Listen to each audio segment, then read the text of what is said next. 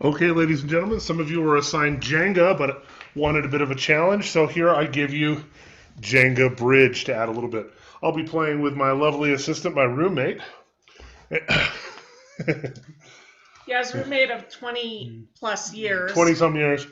So Jenga is just the same. We're analyzing all the physics, and right now we've got basically all the exact same things we normally would, except instead of having a normal force acting at the very bottom, we've got the tension force holding everything up. And that's going to give it a little bit extra wobble as we push on the pieces. You can see that's happening right here. So objects at rest remain at rest. So even on the tension force, all the objects are staying at rest and the entire structure is remaining completely balanced.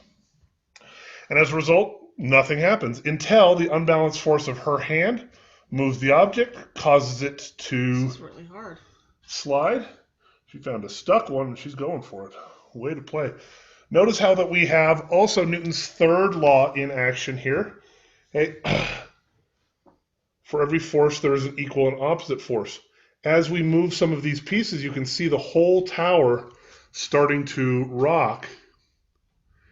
Okay? And so you can actually see those forces fighting against each other.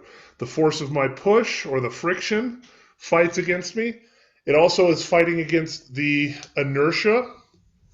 These objects want to stay at rest. And so they're literally sitting there rocking each other. The tension force is holding everything up, but it's also because it's not the normal force that usually would hold things up and is completely sturdy, it allows some of those unbalanced forces to become very, very apparent as the game is being played.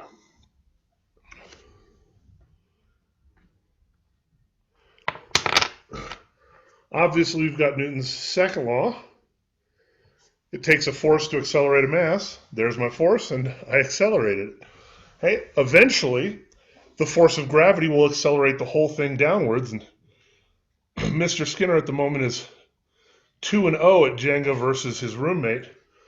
So eventually, the unbalanced force of my roommate and or gravity is going to cause this whole thing to come tumbling down because you know it won't be Mr. Skinner that's going to cause the whole thing not to come down, will it?